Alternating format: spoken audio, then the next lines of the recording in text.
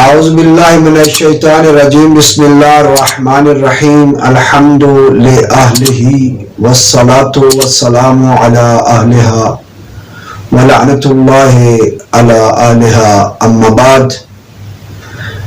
درود و سلام ہو محمد و آل محمد پر، جن پر اللہ اور اس کے ملائکہ نے درود و سلام بھیجا، اور لوگوں کو بالخصوص مومنین کو اللہ نے حکم دیا ہے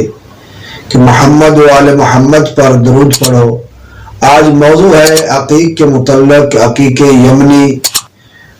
کو اللہ نے کس طرح پیدا کیا اور اس کی فضیلت کیا ہے، اور اسے یہ فضیلت کس طرح اللہ نے عطا کی، اس کا سبب کیا ہے، اس کی وجہ کیا ہے کہ اللہ نے اس عقیق کو یہ فضیلت عطا فرمائی۔ تو صاحب کتاب حلیۃ المتقین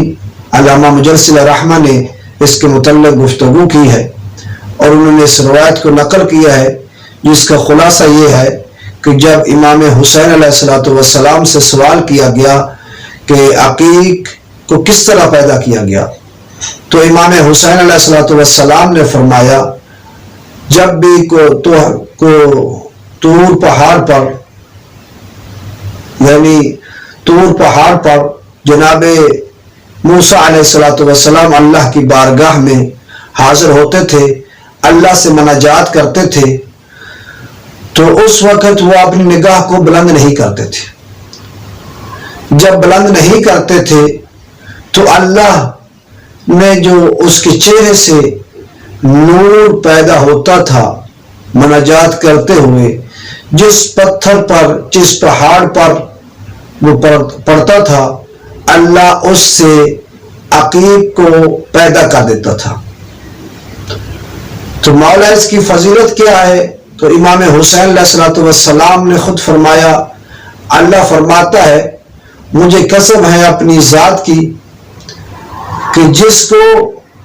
کسی کے مرنے اور پیدا ہونے پر نہ رنجش ہوتی ہے نہ خوشی ہوتی ہے، لیکن جو انسان اپنے ہاتھ میں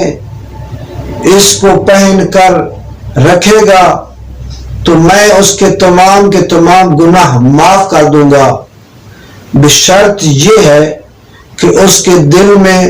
محبت امیر المومنین ہو۔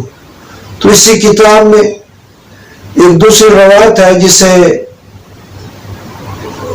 علامہ مجلسی الرحمہ نے نقل کیا ہے کہ امیر المومنین علیہ السلام نے سوال کیا، یہ نہیں کہ امام نہیں جانتے تھے، امام کا سوال کرنا اس لیے ہے تاکہ مومنین تک یہ کلام، یہ بات پہنچ سکے، مولا یہ عقیق کیا ہے؟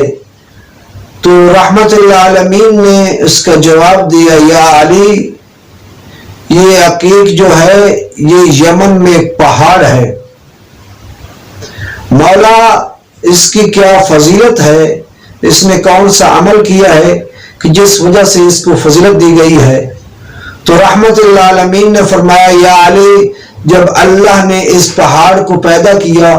تو سب سے پہلے اس کا یہ عمل تھا، اس نے اللہ کی وحدانیت کا اقرار کیا اور میری رسالت کا اقرار کیا، اور تیری ولایت اور تیرے بیٹوں کی امامت کا اقرار کیا، اور تیرے شیعوں کے لیے، تیرے محبین کے لیے اس نے جنت کا اقرار کیا، اور تیرے دشمنوں کے لیے اس نے جہنم کا اقرار کیا۔ جب اس نے یہ اقرار کر لیا تو اللہ تعالی نے فوراً فرمایا کہ جو انسان یہ اپنے ہاتھ میں پہنے گا میں اس پر عذاب نہیں کروں گا، بشرط یہ ہے کہ اس کے دل میں محبت امیر المومنین ہو، تو اس پر اس پتھر کے پہننے کی وجہ سے اللہ اس کے عذاب